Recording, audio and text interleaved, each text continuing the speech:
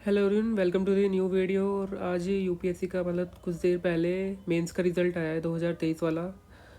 और मतलब जिन जिनका क्वालिफाई हुआ है उन लोगों के लिए वेरी वेरी वेरी कॉन्ग्रेचुलेशंस है ना, इंटरव्यू के लिए। और अच्छे से डैब अपना फिल कीजिए और इंटरव्यू की तैयारी अच्छे से ज़ोरों शोरों से कीजिए। और जिनका क्वालिफाई नहीं हुआ है मेंस इस साल, तो एक दो दिन यार अपना टाइम लीजिए और फिर वापस से प्रीलिम्स की दौड़ में लग जाइए, क्योंकि कंपटीशन हर दिन टफ हो रहा है। तो ये हमारा मेंस का रिज़ल्ट है इस साल का। और करीबन 2000 समथिंग कुछ लोगों ने इस साल मेंस क्वालिफाई किया है। और ये है मेंस का।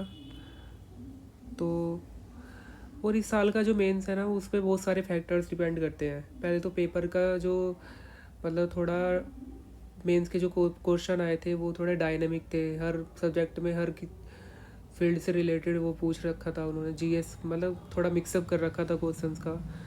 तो फिर उसमें मतलब प्रीलिम्स का भी बहुत बड़ा फैक्टर था कि प्रीलिम्स में जो आधा टैलेंट था वो बाहर हो चुका था, क्योंकि प्रीलिम्स बहुत ही अनप्रेडिक्टेबल सा आया था।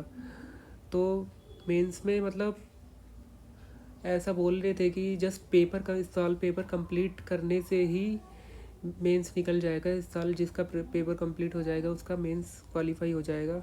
बट ऐसा बिल्कुल भी नहीं है। मैं एक दो लोगों को जानता हूँ, उनका जो मतलब प्रीलिम्स बहुत अच्छा गया था, प्रीलिम्स उनका क्वालिफाई हुआ, मेंस उनका पूरे पूरे पेपर उनके कंप्लीट हुए। और उनका इस साल मेंस क्वालिफाई नहीं हुआ। मतलब जो एक दो साल पहले से तैयारी कर रहे थे, एक एक चीज़ उन्होंने प्रिपेयर की हुई थी कि बस किसी तरह प्रीलिम्स क्वालिफाई हो, मेंस में एंट्री हो। और मेंस में उन्होंने टेस्ट सीरीज वगैरह बहुत सब कुछ मतलब अच्छे से किया हुआ था, है ना, जो मतलब एक सीरियस एस्पिरेंट को करना चाहिए। और मेंस उनका क्वालिफाई नहीं हुआ है तो बहुत ही अनप्रडिक्टेबल होता है। तो so be prepared for the worst, है ना। और यही यूपीएससी है कि आपको बुरे से बुरे दिन के लिए तैयार रहना पड़ेगा। और जहाँ तक है बाकी, इस साल फाइनल रिज़ल्ट के बाद पता चलेगा कैसा हिंदी मीडियम का रिज़ल्ट रहेगा, कैसा इंग्लिश मीडियम का रहेगा, क्या क्या चीज़ें रहेंगी। और बोल रहे हैं मतलब इस साल बोल रहे हैं कि कुछ कुछ ऑप्शनल में भी शायद डाउन स्केलिंग हुआ हो या अब थोड़ा अप डाउन हुआ हो। जैसे एंथ्रो का थोड़ा पेपर अजीब सा आया था, तो ऐसा बोल रहे हैं कि एंथ्रो में मार्किंग बहुत ही कम हुई है। तो ये चीज़ें बाकी फाइनल रिज़ल्ट के बाद ही पता चलेगी।